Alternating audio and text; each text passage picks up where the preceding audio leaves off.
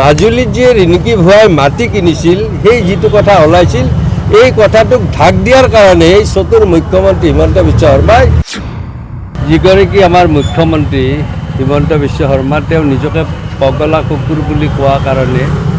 মানুহ এতিয়া শংকিত হৈছে কাৰণ তেওঁ প্ৰতিদিনে প্ৰতিটো বিষয়তে মিছা কথা কয় সিদিনা বেদখল উচ্ছেদ কৰিব যাওঁতে দুগৰাকী মানুহ মৰিল আৰু তেওঁ ক'লে যে এই দুৰ্ঘটনা নহ'লেহেঁতেন যদিহে বিৰোধী দলৰ দলপতি দেৱব্ৰত শইকীয়াই উচতনিমূলক বক্তব্য নাৰাখিলে এগৰাকী মুখ্যমন্ত্ৰীয়ে যদি এনেকুৱা গোকাত মিছা কথা কয় তেনেহ'লেতো দেশ নচলে নহয় সেই সময়ত আমাৰ নেতাগৰাকী দেৱব্ৰত শইকীয়া ডাঙৰীয়া গুৱাহাটী ইউনিভাৰ্চিটিত আছে আৰু গোটেই অসমৰ পৰিস্থিতি সম্পূৰ্ণভাৱে গভৰ্ণৰক অৱগত কৰোৱাৰ বাবে আমাৰ সাধাৰণ সম্পাদক অসম প্ৰদেশ কংগ্ৰেছ কমিটিৰ সাধাৰণ সম্পাদক প্ৰদীপ ভূঞা সহ বহুকেইগৰাকী নেতাই গভৰ্ণৰলৈ ওচৰতো গৈছিল গোটেই দিনটো 10 বজাৰ পৰা 2:30 বজালৈ তেওঁ এইবিলাক দলীয় কামত ব্যস্ত থকাৰ পিছতো তেওঁ কিন্তু এগৰাকী মুখ্যমন্ত্ৰীয়ে এনেকুৱা মিছা কথা ক'লে ৰাইজ শংকিত হয়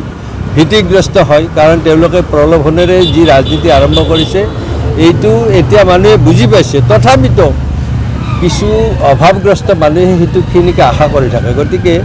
তেওঁলোকৰ যিটো ভয় ভাবুকি আৰু মিছলীয়া স্বভাৱ এইটোক উৎখাত কৰাৰ কাৰণে আজি কংগ্ৰেছ উঠি পৰি লাগিছে আমি প্ৰতিদিনে কংগ্ৰেছৰ সভা পাতি আছোঁ কাৰ্যনিৰ্বাহক সভাবিলাক চলি আছে প্ৰতিটো মণ্ডলত প্ৰতিটো ব্লকত প্ৰতিখন জিলাত এই সভাৰে আমি পুনৰ সংগঠিত কৰি আছোঁ আৰু আমি পঞ্চায়ত নিৰ্বাচনতো আমি আগতকৈ ভাল দেখুৱাই আমি অহা 26 চনৰ বিধানসভা নিৰ্বাচনত হিমন্ত বিশ্ব শৰ্মাক উৎখাত কৰাৰ কাৰণে আমি কাৰ্যসূচী প্ৰস্তুত কৰিছোঁ আমাৰ মতে বুলি কথা নাই অসম চৰকাৰ ভাৰত চৰকাৰৰ এটা নিয়ম আছে এই কৰ্মদক্ষ মুখ্যমন্ত্ৰীগৰাকী তেনেহ'লে 3 বছৰ পাৰ কৰালে কিয় আৰু তেওঁলোকক উচ্ছেদ কৰাত আমিতো বিৰোধিতা কৰা নাই নহয় উচ্ছেদ কৰাত বিৰোধিতা কৰা নাই কাৰণ যদি আমি আজি যি চৰকাৰীভাৱে বননীকৰণ আমি ৰক্ষা কৰিছোঁ সেই ব্যৱস্থা যদি নাথাকে জলবায়ুৰ পৰিৱৰ্তন এতিয়া দেখিছে আজি ভাদৰ শেষ আৰু 2টা দিন আছে মাত্ৰ কিন্তু এতিয়াও মানুহৰ ঘাম ওলাই আছে আগতে এনেকুৱা নাছিল গতিকে এই যে জলবায়ু পৰিৱৰ্তন হৈছে এই জলবায়ু পৰিৱৰ্তন হৈছে আমাৰ হাবি বননিবিলাক শেষ হোৱাৰ কাৰণে ধ্বংস হোৱাৰ কাৰণে গতিকে আমি সেইটোক উচ্ছেদ কৰাৰ বিৰোধিতা কৰা নাই কিন্তু উচ্ছেদ কৰা কাৰ্যৰ যিটো তেওঁলোকে ব্যৱস্থা যিটো পদ্ধতিৰে কৰিছে সেইটোহে বিৰোধ কৰিছোঁ মানুহসকলে কি উচ্ছেদ কৰিব লাগে তেওঁলোককতো বুজাই পৰাই ক'ব লাগে যি আইন আছে এই আইনৰ অধীনত তোমালোকে ইয়াত থাকিব নোৱাৰা তেওঁতো নিজে কৈছে এবাৰ কৈছে তেওঁ সন্দেহযুক্ত নাগৰিক বুলি আনহাতে সেই বাক্যটোৰে শেষৰ দিশিন কৈছে যে তেওঁলোকৰ ওচৰতে বোলে গাঁৱত মাটি বাৰী আছে ঘৰ আছে আৰু ভোটাৰ তালিকাত নামো আছে যদি ভোটাৰ তালিকাত নাম থকা ব্যক্তি এগৰাকী বেলেগত বেদখল কৰে যে সন্দেহযুক্ত নাগৰিক বা বিশেষ সম্প্ৰদায়ৰ বুলি আৰু চিনাক্ত কৰিব লাগে নেকি গতিকে এই যে প্ৰক্ৰিয়া এই প্ৰক্ৰিয়াটোৰে বিৰোধ কৰিছোঁ আমি উচ্ছেদ কৰাৰ বিৰোধ কৰোঁ এটা চক্ৰান্ত কাৰণ তেওঁ নিশ্চিত যে যদি প্ৰতীক চিহ্নত নিৰ্বাচন খেলা হয় তেনেহ'লে এইবাৰ বিজেপি হাৰিব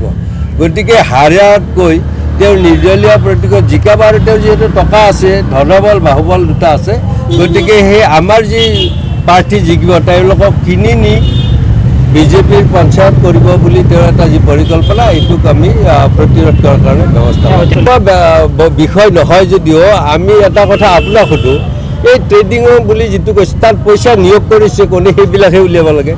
এনেই আমাৰ কোনোবা মানুহে অৰ্থনৈতিকভাৱে কিবা যদি কামৰ পৰাই ইডি লগায় তেওঁ CBIক দিলে ইডিত কিয় দিয়া নাই অৰ্থনৈতিক প্ৰক্ৰিয়াটো সেয়েহে কৰিব লাগিছিল আৰু যিসকলে পইচা তাত ইনভেষ্ট কৰিছে তেওঁলোকৰ নাম তালিকা প্ৰকাশ কৰিব লাগিছিল কাৰণ আমিও জানিব লাগে নাজানিলে এতিয়া দেখিছে নহয় আদানীৰ ছুইচ বেংকত কিমান কোটি টকা কিমান কোটি টকা বাজেয়াপ্ত হ'ল গতিকে এইবিলাক হ'ল আচলতে মাজুলীত যে ৰিণিকী ভূঞাই মাটি কিনিছিল সেই যিটো কথা ওলাইছিল